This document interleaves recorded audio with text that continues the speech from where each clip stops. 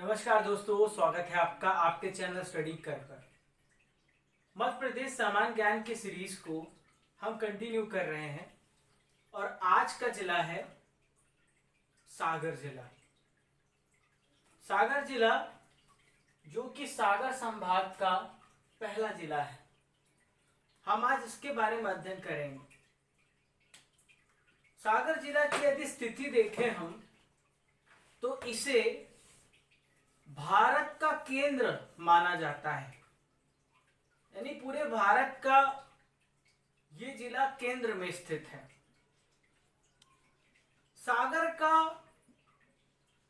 सागर नाम क्यों पड़ा? यहां पर एक झील है और वो जो झील सागर स्थित झील का निर्माण लाखा बंजारा द्वारा कराया गया था। तो इस झील के कारण, सागर झील के कारण इस जिले का नाम सागर पड़ा। जब अंग्रेजों का शासन था, जब ब्रिटिश का शासन था, तब इस जिले को सागौर कहा जाता था। सागर जिला ये देश का हृदय जिला भी कहलाता है। सागर जिले में NH-44 रामगिरी तिराहा से कर्क रेखा गुजरती है। यहां अगर तहसीलों की बात करें तो तहसीलें हैं सागर, शाहगढ़, मालथान, बीना, रहली, गढ़ाकोटा, देवरी, केसली, राहतगढ़, बांडा, खुरई और जैसीनगर। यहां पर अगर हम बात करें तो चंदेल और कलचुरी वंशों का आधिपत्य था, यहां शासन था। जो चंदेल थे ये क्षत्रियों का कुछ समूह था और इस चंदेल शासक या चंदेल वंश की जो स्थापना की गई थी राजा नन्नुक के द्वारा की गई थी। चंदेल वंश 8वीं से 12वीं शताब्दी के बीच बुंदेलखंड के क्षेत्रों में राज किए। बुंदेलखंड और साथ ही साथ उत्तर प्रदेश। चंदेल शासकों ने कला और साथ ही साथ मूर्ति कला, इन दोनों पे पुरजोर बल दिया। हम इसकी जो स्थापत्य कला का एक उदाहरण है खजुराहो का मंदिर, वो एक विशिष्ट उदाहरण देख सकते हैं जो चंदेल शासकों के द्वारा बनाया गया। दूसरा है कलचुरी वंश। जो कलचुरी वंश था इसकी स्थापना कुक्कल प्रथम के द्वारा की गई। मध्य प्रदेश का सबसे पुराना विश्वविद्यालय 1946 में डॉक्टर हरि सिंह गौर द्वारा स्थापित किया गया। डॉक्टर हरि सिंह गौर एक ऐसे व्यक्ति थे जिनको न्याय, समाजवाद, अलग अलग विषयों का ज्ञान था। डॉक्टर हरि सिंह गौर 1946 में मात्र 2 लाख रुपए की पूंजी से इस विश्वविद्यालय की स्थापना की और साथ ही साथ 2 करोड़ रुपए अपनी जो उनको वंश से प्राप्त हुई थी, इन्होंने विश्वविद्यालय की स्थापना पे नींव रख दिया। भारत का जो संविधान बना, संविधान सभा के सदस्य भी रह चुके हैं। तो ये उपलब्धि थी डॉक्टर हरि सिंह गौर की। जवाहरलाल नेहरू पुलिस अकादमी सागर में स्थापित किया गया है। कीटनाशक बनाने का संयंत्र बीना पे स्थापित किया गया है। कीटनाशक क्या है दोस्तों? फसलों में जो कीड़े लग जाते हैं, फसलों को नुकसान जो पहुंचता है, उसको हटाने के लिए हम कीटनाशक का इस्तेमाल करते हैं। तो कीटनाशक बनाने का संयंत्र बीना में स्थापित किया गया है। सिद्धगांव सागर का औद्योगिक केंद्र है दोस्तों। यहां पर नौरादेही अभ्यारण्य है, जो कि मध्य प्रदेश का सबसे बड़ा अभ्यारण्य है। इसकी स्थापना 1975 में हुई थी, 1975 में। फॉरेंसिक साइंस लेबोरेटरी सागर में स्थापित की गई है। मध्य प्रदेश पुलिस कॉलेज सागर में स्थापित किया गया है।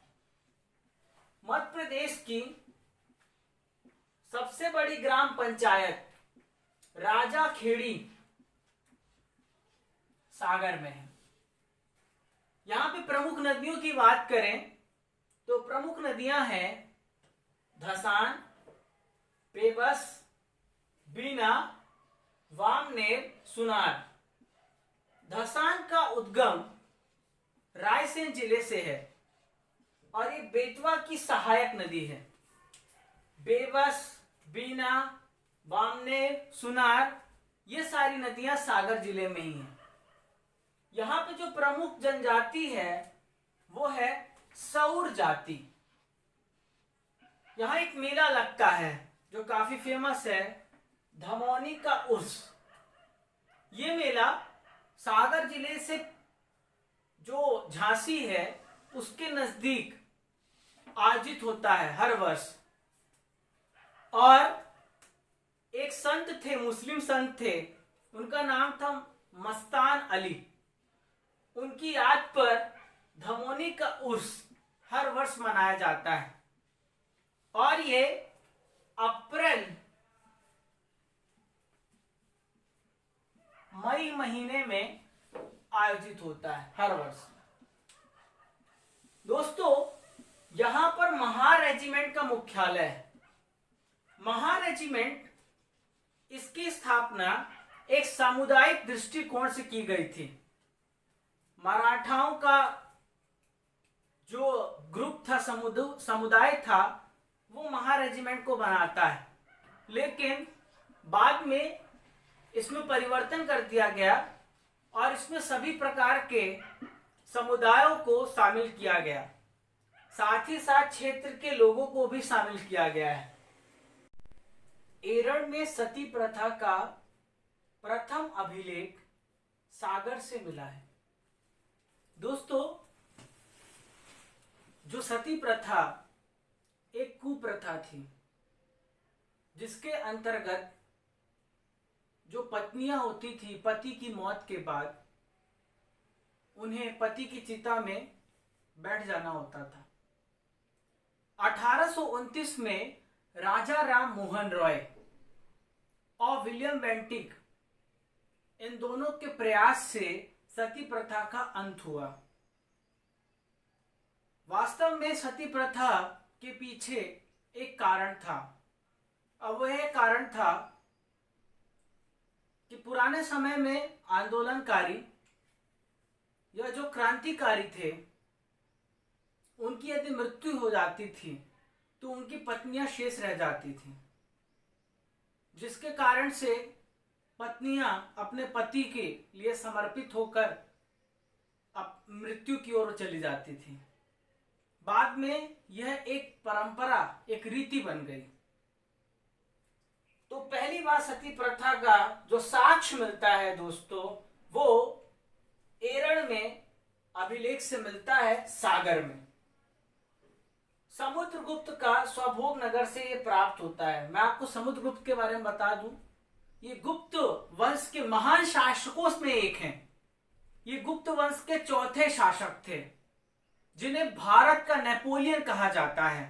ये अजेय थे, इन्हें हराना बहुत मुश्किल था और इन्होंने कला स्थापत्य और अन्य विभिन्न प्रकार के माध्यमों से साम्राज्य को बढ़ाया था। यह भी कहा जाता है कि भारत का स्वर्ण युग समुद्रगुप्त की वजह से था। स्टील कॉम्प्लेक्स सागर में स्थापित किया गया है दोस्तों। सागर का प्रमुख रेलवे जंक्शन बीना है। कसाई खाना आंदोलन 1920 में माखनलाल चतुर्वेदी द्वारा शुरुआत की गई थी। कसाई आंदोलन है क्या दोस्तों? यह आंदोलन गौ की जो हत्या है उसके विरुद्ध था।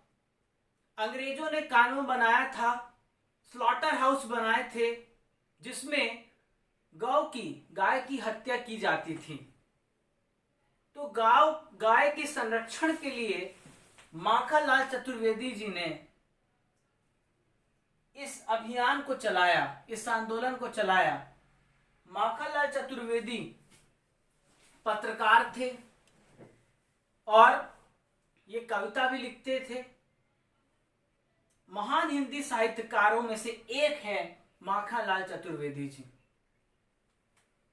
सागर स्थित झील का निर्माण लाखा बंजारा द्वारा कराया। मैं आपको लेक्चर की शुरुआत में ही बता चुका हूं दोस्तों कि सागर का नाम सागर झील के उपलक्ष्य पर रखा गया था।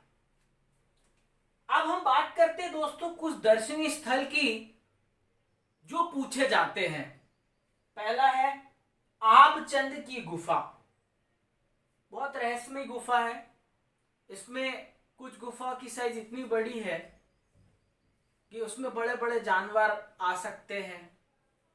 रानगिरी, एरण, नगीना महल, बादल महल, देवरी का किला, विनायका के मंदिर, हरि सिद्धि माता मंदिर, गढ़ पहरा किला, नेमीनाथ जैन तीर्थ, राहतगढ़ का किला और रहती का सूर्य मंदिर, ये सागर के दर्शनीय स्थल हैं। दोस्तों, ये था सागर जिले के बारे में संपूर्ण विश्लेषण। अब हम अगले जिले दमोह जिले के बारे में अध्ययन करेंगे नेक्स्ट वीडियो में। वीडियो आपको अच्छा लगा हो तो आप इसे लाइक करें और उन सबको शेयर करें जिनको इसकी बेहद जरूरत है। दोस्तों, मैं आपको बता दूं, MPGK हिंदी और इंग्लिश माध्यम में दोनों मीडियम में आपको उपलब्ध कराई जा रही है। तो आप इस चैनल को सब्सक्राइब करें और जो बेल आइकन है उसको दबाना ना भूलें, ताकि हमारी जो नोटिफिकेशन है सबसे पहले आपके पास पहुंचे। हमारे अदर सोशल प्लेटफॉर्म से जुड़ने के लिए जो डिस्क्रिप्शन बॉक्स में लिंक दी गई है, आप उनसे हमसे जुड़ सकते हैं। धन्यवाद आप सभी का इस वीडियो को देखने के लिए। जय हिंद दोस्तों।